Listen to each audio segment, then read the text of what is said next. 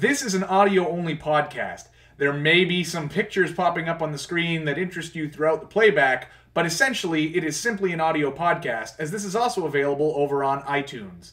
I'll give you the exact link once iTunes publishes it, because unfortunately it takes some time to be approved over there. It'll also be posted on YouTube every time we do one of these, so if you prefer to just get your videos from us from YouTube, you can do that too. And now, without further ado, Select Button Games proudly presents The Pastcast. Welcome everybody, welcome to The Pastcast. This is our first inaugural edition. With me today I have Nathan and Dave. Nathan, as you may recall, has been on several of the videos on the channel. Dave's a newcomer.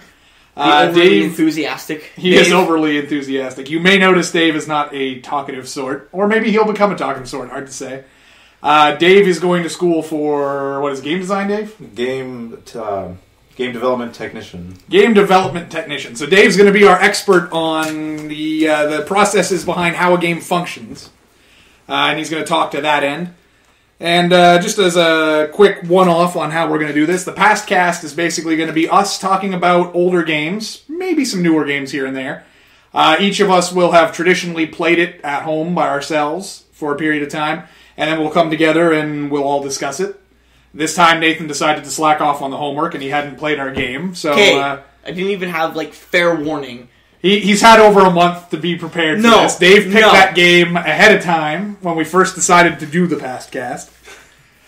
Signaling Nathan out aside, he did play our game today, just recently, within the last 5 minutes. Played. Yeah. Which we should have recorded because it was the most embarrassing fucking display of video game I've ever seen. Dave is making the hand air quotes on that one because, yeah, played is just not even the word I would use to describe that. Once you find out what the game is... I guess you'll be embarrassed for me. I guess for the fact that I suck at it. We could throw that out there now. Today's game, or this week's game, I guess, arguably, is Super Mario Bros. 1 for the NES. Nathan, 2 seconds in. Yeah, Nathan died on the first Goomba, the trap Goomba, as I like to call him. Nathan, as you know from watching the channel, is from a different era. I'll give him that. He didn't grow up with the same... Je ne sais quoi. That's not what I was going for, but okay. He didn't grow up with the same games that I did, that Dave did. Dave's actually a little bit younger than me too, but at least he's from that era. So we'll give Nathan the benefit of the doubt of dying on the first Goomba, but then he also died in a hole later on World 1-1. Not later on, the next... Okay, the next hole. The next playthrough. He let a mushroom go into the hole, again, World 1-1, and he got game over on World 1-1. So, without further ado... Not my proudest moment. Not Nathan's proudest moment. Without further ado, let's discuss the game a little bit. Well, I'll let Dave take over since Dave's back. Well, you two can... Your input is valuable. You've seen at least the first 3 levels, because I played them for you. You should talk first. You've seen the first few levels. You will have my input, but since you guys are a little more knowledgeable, you've made it past World 1, Level 3. I didn't make it past World 1, Level 1, so I will let you guys take over, and I will throw in certain comments that I feel are valid, although... let's talk about game feel first, I guess. Being that it was your first time playing it, Nathan, did you feel like... I know it's an old game, obviously, but did you feel like the game was just too hard for you, or was it that you weren't familiar with the game? Like, was it designed to be too hard? Well, I'm not used to, I'm not familiar with that style of game. Never really played that. The only Super Mario that I've actually really ever played was for the Game Boy. I think it was Super Mario Land 3... Or 2, 6 golden coins. I can't remember which one it is, 2 or 3. For the Game Boy, yes. That one's awesome. You get the bunny rabbit hat. No, yeah. We're going off topic, but yes. And it wasn't with an analog stick, so you're using that Xbox controller with the analog stick. It makes it so much more difficult. For whatever reason, I really don't know why. Yeah, a traditional But D-pad. It makes it a little more difficult to get a feel of it if you're using a stick. A traditional D-pad is definitely... Side to side. It's disappointing that your first time playing it was on an emulator. You need a traditional D-pad to really get the feel for it. I'll give you that. But, I mean, in terms of the enemy placement and the game design in general, did you feel like it was unfairly stacked against you? No, I think it was the fact that it was too damn simple that kept screwing me up. So simplicity may be the key to how... Because in your era, you grew up with things where the first screen throws death after death at you. So you're used to that, whereas in ours, the one Goomba that it throws at him is what threw him off. Excuse, I'm sticking to it. It's a good excuse. I'm going to turn it over to Dave for a second. Dave, that first screen, I know when Nathan was playing it and we were watching him play it, you had some observations as to how that, from a game design perspective, that's laid out. Well, they designed that first level to make you actually jump on the Goomba to actually hit the bricks, so that you learn what the game does. So basically, from a game design standpoint, the first screen of Mario 1 is a tutorial in the truest sense of the word. It's not like today where they tell you press A to jump, press B to duck under, the fallen down tree or whatever the hell Call of Duty's throwing at you this generation. I fucking hate Call of Duty, so... Yeah, well, yeah. That's a separate topic altogether. But the point is, within that first screen, without any explicit instructions, Miyamoto managed to bake in a tutorial. Yep. That's some good game design right there. I think the classic masters, as it were, of game design really had that down. They knew that they intuitively had to get it across to you without pausing the gameplay and saying, with a little pop-up text telling you, press A to jump or whatever. And that helps the game, I think, a little bit. What year did this game come out, David? Came out 85, I believe it was, on the opening screen. No, it was 85. Yeah, it was. Okay. Thank 85. you. All right, so 1985. Obviously not I can't Mario's... pass the tutorial, but I know when it came out. Nathan knows how to read, apparently. He saw the title screen. Got you beat there, Dave.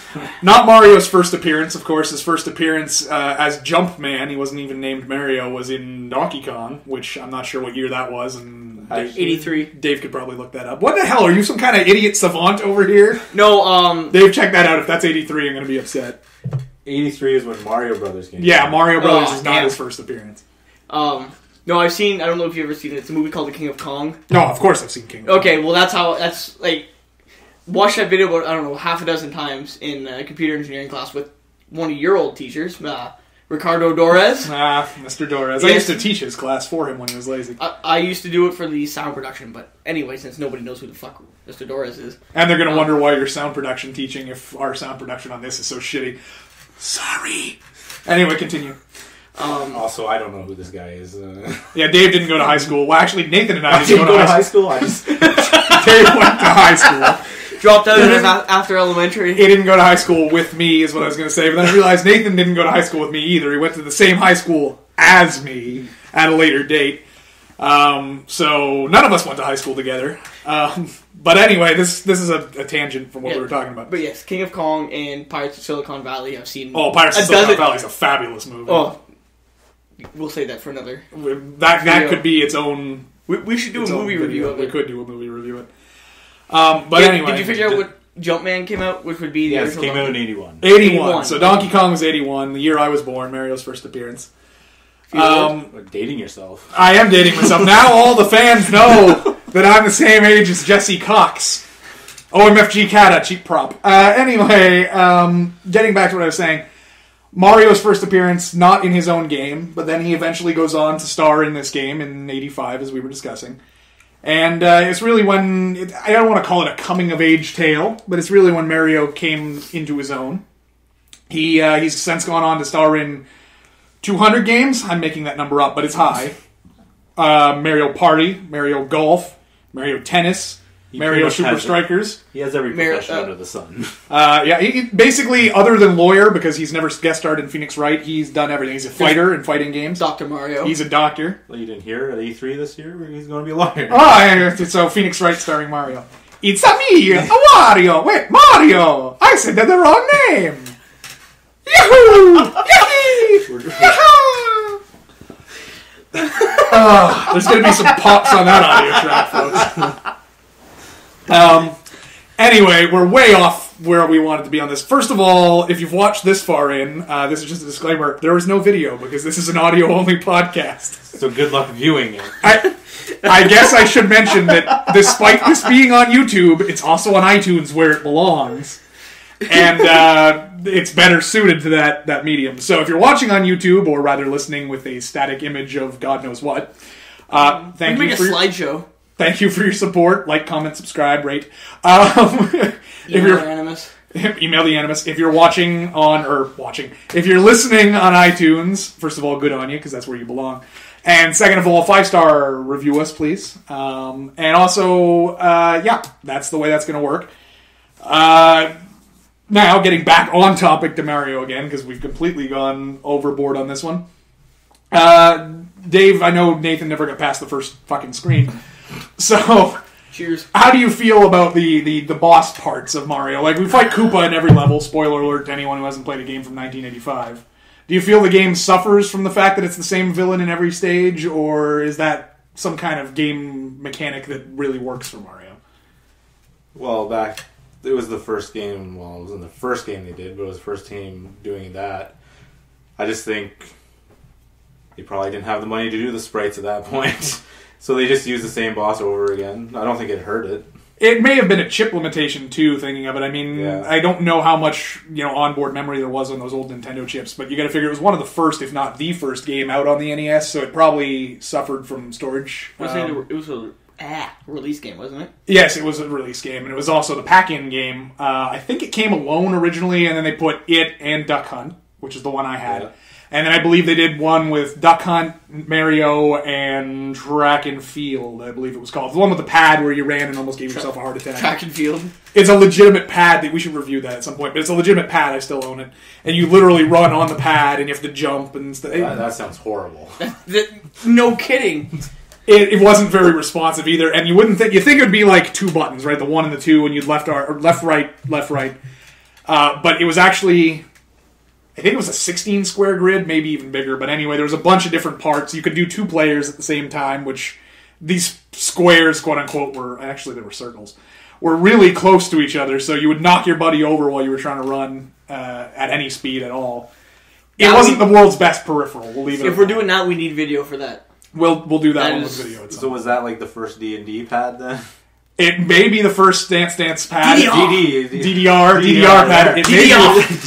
It may have been the first DDR pad, but I mean, this is more turning into a Nintendo cast than it is a Mario cast.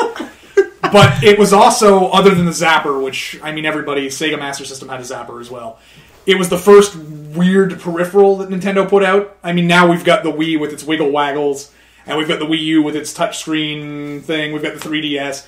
But the trackpad was really their first leap into that crazy, here's a game, leap, no pun intended, Nathan. Into that crazy, here's a strange... I'm just laughing at the fact that we're discussing this track and field pad, and has nothing to do with the point of the fucking video, audio, whatever. Anyway. What you're doing.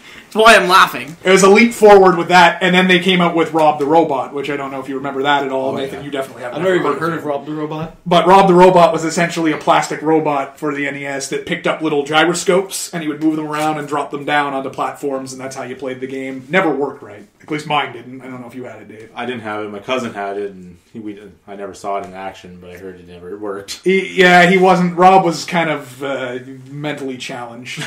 Was the best way. But the point is, it was Nintendo trying weird shit. The competition hadn't done that, actually, at all up to that point. Because both Sega and Atari hadn't really put out any random weird peripherals.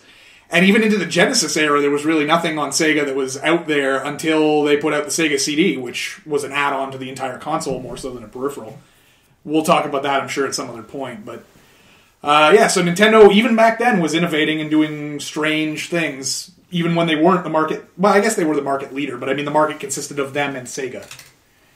And how much of a market to compete in. Exactly, and that was after the crash in, I want to say, probably 82, 83, around that era, whenever Atari basically bombed the entire free world of video games with the... E.T. release? The horrible release of E.T. I believe it was 83. I'll look it up. Hold on a sec. Thank God for technology. We've all got iPhones and iPads going on, and we're searching things up. Probably should have done this before we... Hey, it's the first episode of the Pastcast. Plus, there's no video, so if I hadn't said it, they'd have no idea what we're doing. It's really, the name of this, other than Pastcast, is 3 guys shoot the shit and hope people listen. So welcome to the inaugural edition of that as well. Okay, take a guess.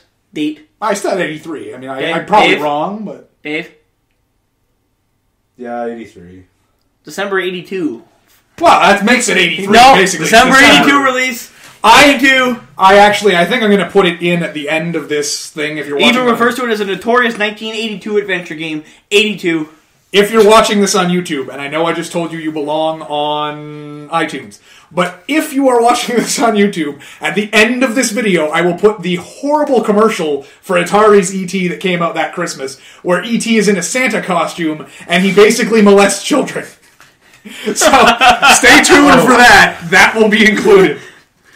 We We should review that. That was the fucking worst game I've ever seen in my life. It There's was- really no point to it. You're walking around, all of a sudden you just drop at random point. It was a pretty shitty fucking experience. And we will probably do that on the show at some point. This is basically a tangent cast at this point. Tangent cast. Trying to rope it. Tangent cast is already used by Continue, unfortunately. But Damn it. trying to rope Fuck this you, in a Continue. little bit here. Yeah, fuck you, Continue, for giving us the idea for everything we do and for making JonTron what he is. We're just going to name drop everybody, aren't we?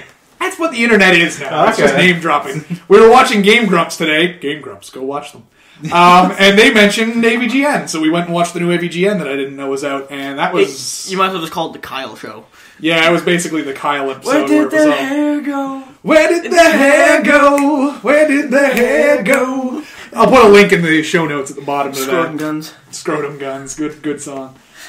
Anyway, thanks, Dave, for putting me on another tangent, but I'm not making that game. I'm not asking you to. I guess this would be a good time to air the dirty laundry of the show and say that a lot of our influence does come from JonTron. It does come from Game Grumps, obviously, with John in it. Continue Show. Continue He Show, knows what AVGN.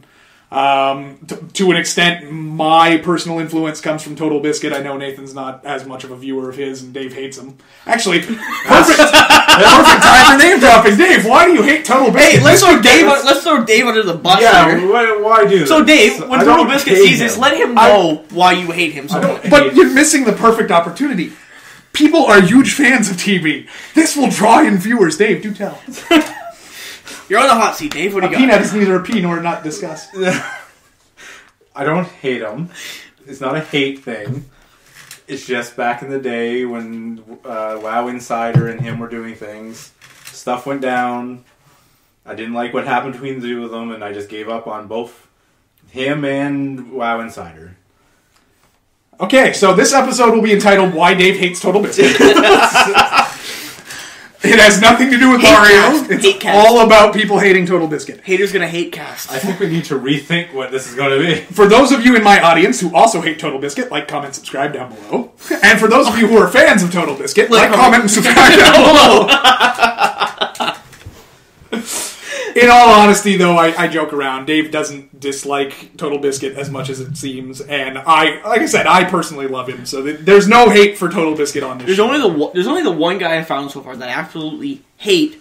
Can't Don't remember even his need name. you to finish it. You know exactly who it is. PewDiePie? Yes! Has to be PewDiePie. Worst thing to happen, and this I'm not apologizing Biggest for. douchebag. Attention, internet. PewDiePie is the worst thing to happen to the internet. He has raped you and killed your children. He was just sitting next to you. Dave, I don't think you've even seen this abomination. Nope. Good. Be good. Be glad that you have not seen that. Where were we? Why do we hate Total Biscuit? That's why you... No, why do you hate Total Biscuit? We don't hate Total Biscuit. We hate PewDiePie. Right, sorry, influences of the show. Jesse But- Cox, oh, yes. of course, because 230 some of you are only here because Jesse sent you here. So, there's that. I think that's about it, really. I mean... Hey, Will We take a little bit of... Oh, sorry, yes, Dave's a big fan of Mr. Will Wheaton.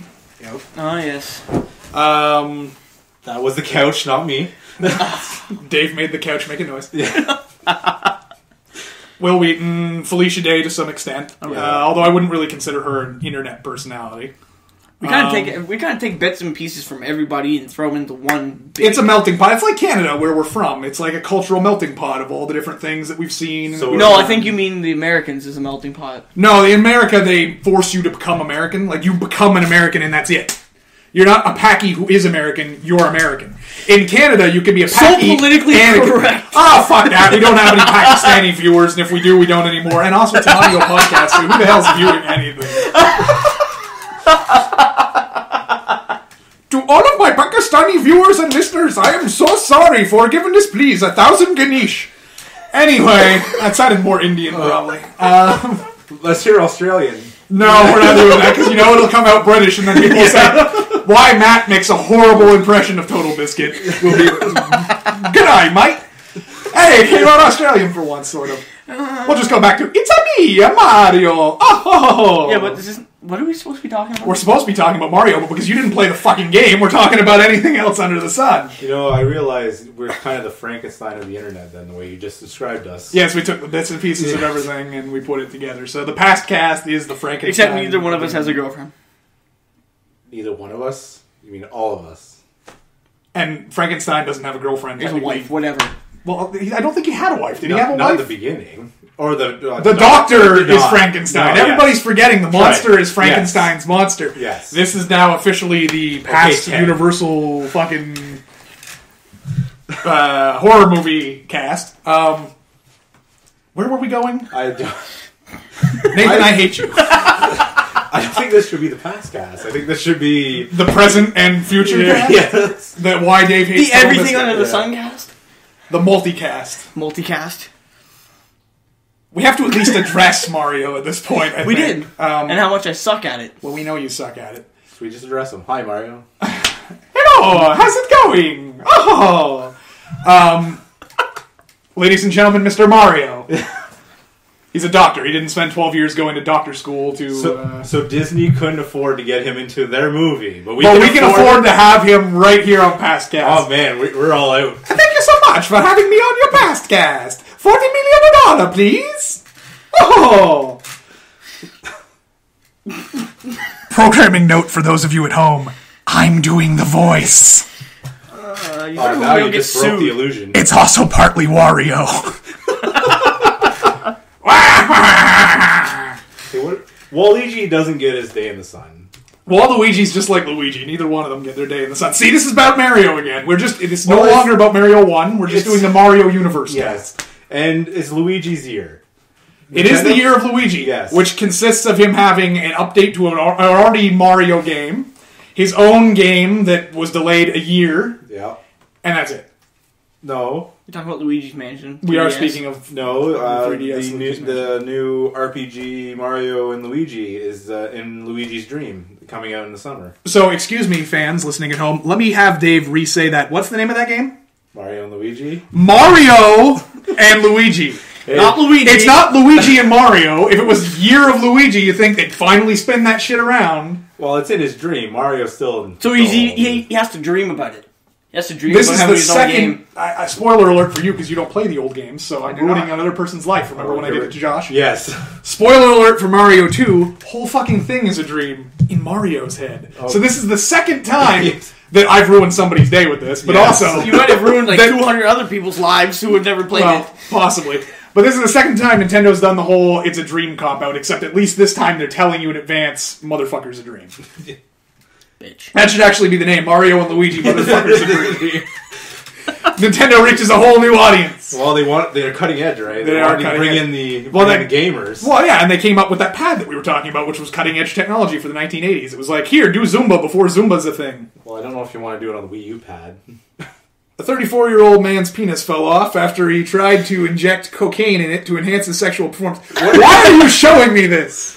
This is on the show now! Are we the news podcast now? I don't know, I just got this. I have to do Twitter. it more like a news if we're doing that. Oh, it's gone! Fuck you, now I can't do it. Hold on a sec, I got it right here. You need the beep beep beep thing. This just in. A 34-year-old man's penis fell off after he tried to inject cocaine in it to enhance his sexual performance. Film at 11. Except this is an audio-only podcast. Yeah. So there won't be any film at 11. Audio film? Oh no. Audio film at 11? Film. I don't know what the sound of a man injecting his penis with cocaine is, but I don't want to know what that sound is. Okay. So I think we've sufficiently wasted the viewers' time on this one. The listeners' time. How would we... People at home, the lovelies, the fans, the people who enjoy us and what we do. We've wasted your time enough. And now they no longer love us. Until next time, I'm Matthew. I'm Nathan. I'm Dave. And So this has been Nathan cutting my sign off off. Nathan, what did you have to say? Continue. And this has been the Past Cast.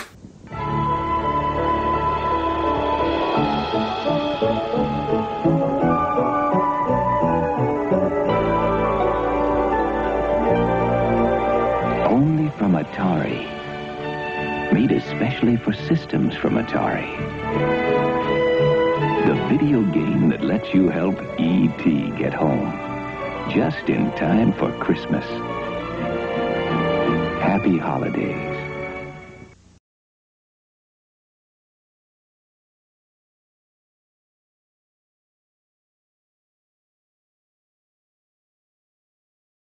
We didn't do Mario 1. We're not fucking doing it. You've ruined everything.